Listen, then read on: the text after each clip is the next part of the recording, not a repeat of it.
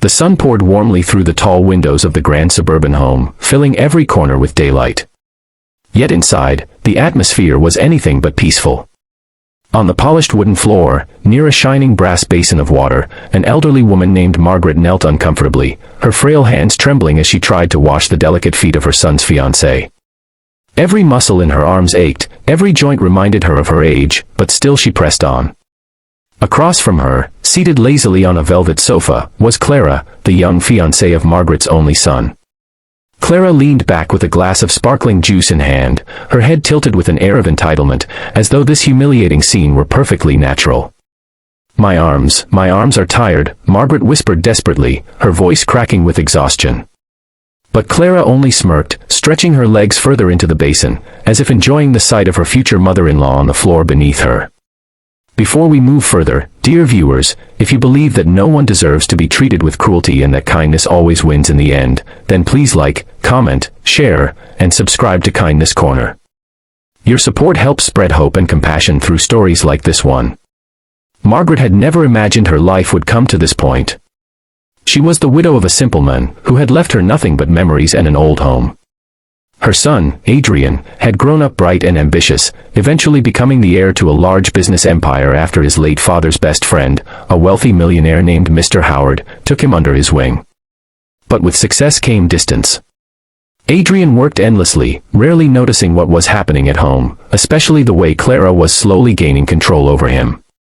Clara had beauty, charm, and a sharp tongue.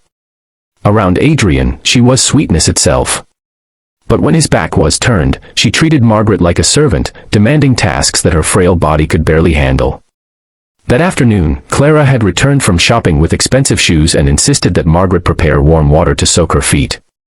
Margaret obeyed without protest, but when the basin was set, Clara had gone further. "Scrub them for me. My hands are too delicate," she had ordered, tossing a towel at Margaret as if she were nothing. And though Margaret's heart sank, she complied, afraid that any refusal might create conflict that would hurt Adrian's future. She believed that if she endured silently, at least her son would remain happy.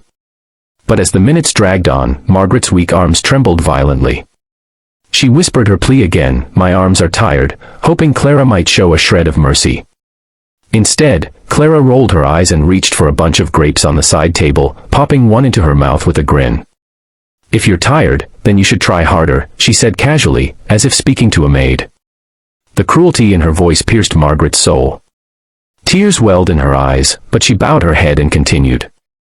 In that very moment, fate intervened. The door swung open, and in stepped Mr. Howard, the millionaire who had mentored Adrian and treated Margaret with respect ever since she lost her husband. He had come unannounced, hoping to share some business updates with Adrian, but what he saw stopped him in his tracks. His eyes widened in disbelief. There, in the middle of the luxurious living room, was Margaret, trembling on her knees, struggling to scrub Clara's feet while Clara lounged without a care in the world. For a moment, time froze. Mr. Howard's voice thundered, "What is going on here?" His words echoed through the room like a storm. Margaret froze, her face flushing with shame, while Clara jolted upright, startled by his sudden arrival. She stammered, trying to explain, but her arrogance faltered under his piercing gaze. I was only," she began, but Mr. Howard raised his hand, silencing her. He rushed forward and gently lifted Margaret from the floor. "Margaret, you shouldn't be kneeling like this," he said, his tone filled with compassion.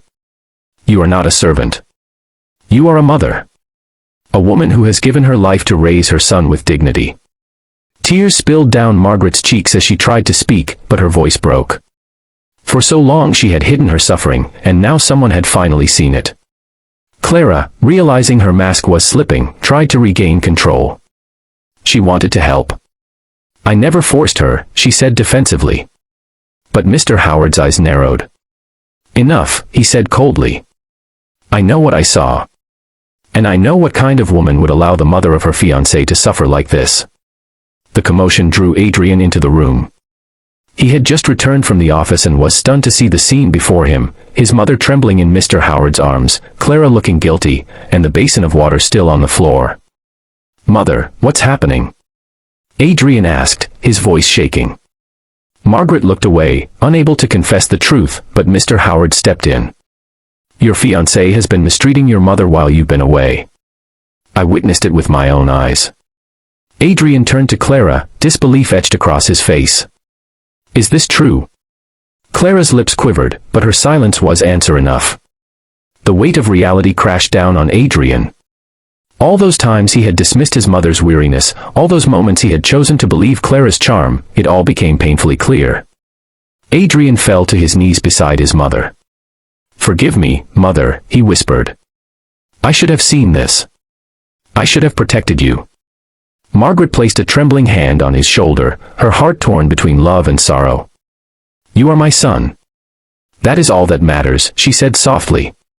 But the truth remained, the woman Adrian thought would be his future had revealed her true colors. Mr. Howard then spoke with authority.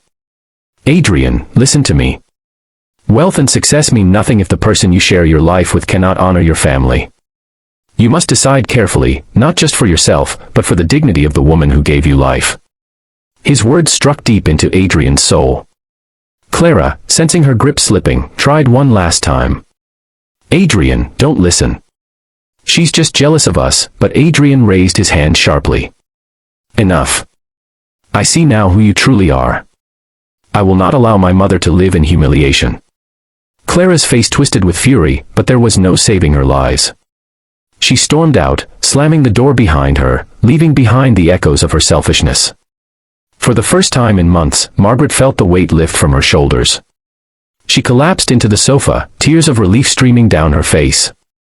Mr. Howard placed a reassuring hand on her shoulder. You deserve respect, Margaret.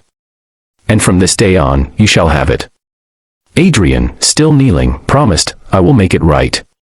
I will never let anyone hurt you again. The daylight streamed through the window once more, but this time it felt different. It felt pure, cleansing, as if the house itself had been freed of shadows. Margaret leaned back, closing her eyes with gratitude, while Adrian and Mr. Howard silently vowed to protect her dignity for the rest of her days. Dear viewers, if this story touched your heart, if you believe no mother should ever be humiliated, and that kindness and respect must always triumph over cruelty, then please like, share, comment, and subscribe to Kindness Corner. Your support helps keep these stories alive and spread light where it is most needed.